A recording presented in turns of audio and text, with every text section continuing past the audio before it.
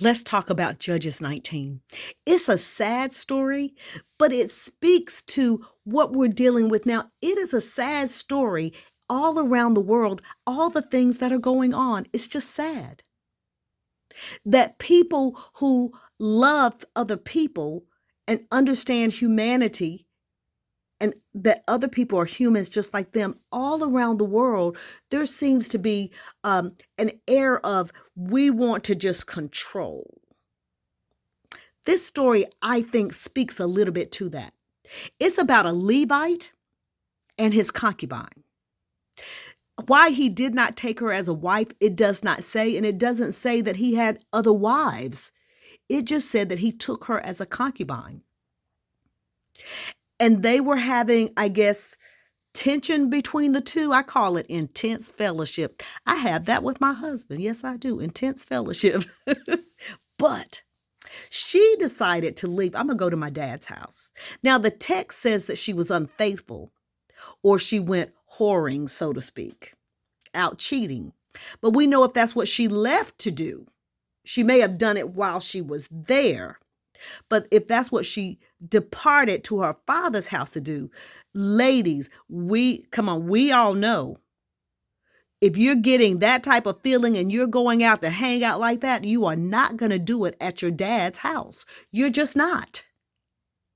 So I kind of dismiss that because as a female, knowing how we are, and back in ancient times, that wasn't happening. Was not happening. It may happen today, but it wasn't happening in 1960 or 70 either. May have happened in the 80s, 90s, and coming on into the 2000s, but baby, that was not happening. Because I know relatives who were, with child, and they came home to get married. My folks, you couldn't even sleep in the same bed, and it's like, well, not like they're gonna get pregnant again. But they're not married. So they would not let them, you on the sofa, you in here in this bedroom. And then they kept a good eye on you. Yes, they did. So I don't think for a minute she went to her father's house to cheat or to continue to cheat. But the Levite says after she leaves, he said, you know what? I'm going to go talk sweet to her. And be nice. I'm going to go to her father's house and be sweet, speaking to her, and I'm going to bring her back. So if he had to be intentional about speaking nicely to her, intense fellowship, there had been harsh words spoken to this woman, and possibly she spoke them to him. It's called relational dynamics. It's what happens in a relationship. But it was so intense, it made her leave. He loads up his little donkey and his servant, and they head on to her dad's house. Now, again, I don't think for a minute that's what she went to her dad's house to do. But nevertheless, they get there. And her dad is just over the moon. He's over the moon. He's come, he's a priest. He's part of the priestly, lineage. The dad's like, sit down, have something to eat. They throw something back. He goes to sleep. The next day, he says, well, we should get on the road. It's time for the head. Dad said, oh, no, have something else to eat. And they sit there and eat and talk and chit chat. Before you know it, it's 5, 6 o'clock. Lay down, and you cannot leave when it's dark. That goes on. They get to the 5th day. And her father gets up and says, come on, let's eat. And they start having stuff, and it starts getting later. And finally he says, no, we need to go. We just need to go. And he loads up everything and they head out. Well, it starts getting dark and it's very dangerous. There were no street lights back then. There were no paved roads. There were wild lions and things all over the place, and they would eat you. So he saw a little town over in parts of the Bethlehem area. He said, well, let's go over here because it looked like a place where there would be some protection. And they sat in the courtyard. And an older gentleman coming in from the field saw them and said, who are you? Where you're coming from? You know how we do, just checking. Well, you don't want to sit out here all night. It's not safe. That's the first clue. It's not safe. If you live there and you tell me it's not safe, That's like me saying if you're African descendant or part of the Southern Americas, it's not safe for you in the U.S. right now. I don't care how sonever you think you should come or whatsoever you think you should be doing here. It's not safe, especially after January 20th. It will not be safe because they're talking about deporting people. But anywho, let's get back to the story. This gentleman, he takes him in. He's giving him just super hospitality, all those things. He fed his animals. They come in. And now there were a lot of people just outside in the streets. They started partying. And the text says that they're worthless fellows. These were all men just out in the streets having a good time. And they start to beat on this man's door. Bam, bam, bam, bam, bam. Come on. Who's that dude that showed up? Yeah, send him out here. We want to talk to him. We want him. We love him. We want him. We want to talk to him. Yeah, we want a fellowship with him. And the man of the house said, don't do this. This is not right to treat strangers like this. He was like, you can't do this. And he went out and he said, no, don't do this. Don't do this. I pray, don't act so ugly. This is my guest. The men were not listening. They said, I want what I want. And they wanted him. And they were like, mm-mm. So the man of the house, this is where it really turns for me. The man of the house says, I have a virgin daughter and he has a concubine. We'll give them to you. So that care that we want to see even in our own country for women, you couldn't see it back then either. That people cared about the well-being of our bodies. That's not new news. It's old news.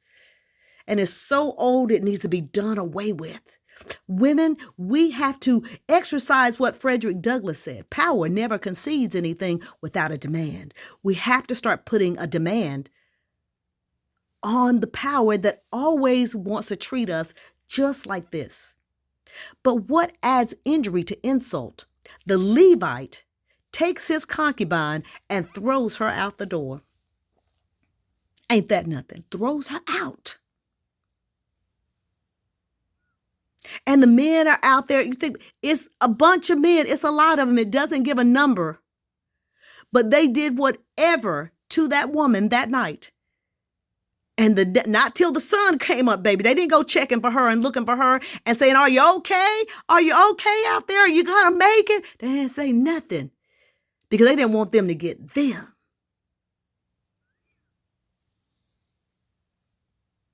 They opened the door and she's laying there with her hands on the step of the door, the threshold. And they're like, get up. The Levite says, come on, get up. Let's go. It's daylight. Let's get on the road. The woman is unalived. Whatever they did to her all night, it was so harmful to her physical body. She is unalived the next morning. Now the Levite is insulted. Ain't that something? He's insulted. He asked the man of the house to give him a knife. He begins to make sure she's in 12 pieces. Because the tribe that did this to the Levite was the tribe of Benjamin. And he had a complaint now. He's like, oh no, I'm telling it. I'm letting people know what you did to my concubine. Forget you're the one that threw her out there. And sometimes we're throwing the women out there with no sense of protection. The only thing different between feminine energy and masculine energy is that they are physically stronger than us. We are part of the Adaim, the humanity that God created in Genesis 1. Not just the Adam, the Adaim, plural, humanity. He's so offended. He packs up those 12 pieces and sends a piece to all the tribes, just like, hey, look what they did to me. But he was whole. She was the one that was torn asunder. And I know I can hear my girlfriend always saying, where's the God moment in this? The God moment in this story is know your own worth. She could have said, no, I'm safer here, because there must have been an element of non-safety. I'm safer here than going back with the priest. But she was so busy being a good concubine, being a good daughter, not bringing shame to her father, trying not to bring shame to the Levite, even though it says that she was unfaithful or went whoring. Sisters, know your worth. This story, they end up practically wiping out the tribe of Benjamin, because no one in the town was willing to take a stance against the people who were just out there just acting crazy. They allowed them, the crazies, they allowed the people that were extreme, that wanted to do whatever they wanted to do. Even they would come to your front door and do it. They allowed the extreme people to stay in control by throwing them a bone. That does not stop them from being extreme. Then they went to the other extreme, almost wiped out an entire tribe. Now remember this, 12 tribes, 10 of them are supposedly missing. Yeah. That's why I tell you, I am not a Gentile. Don't call me one. So this is over in Judges 19. If you want to read all of it and just think about it, because so many things are like that. You get to the governments being cut all into pieces, the religious groups cut all into pieces. You can't have a Baptist. You got to have a Holiness Baptist. You got to have a Pentecostal Baptist. Just cutting. Everything is to divide, divide, divide. Just like they divided that lady as if it was a testimony that would support them.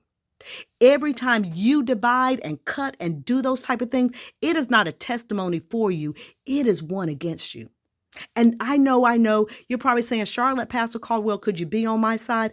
I'm going to tell you like my mama would say, baby, I am always, always on God's side. And this is not the will of God. It's a story in the book, but it is not the will of God that this would happen to women or anyone, anywhere, anytime. So if you've never been on God's side, you've been on the Presbyterian side, the Pentecostal side, the Islamic side, the Latter-day Saints side, Jehovah's Witness side, I'm here to tell you, just be on God's side. That's all you got to do. Read Judges 19. It's about human interaction and how we act and react to each other, especially along gender lines.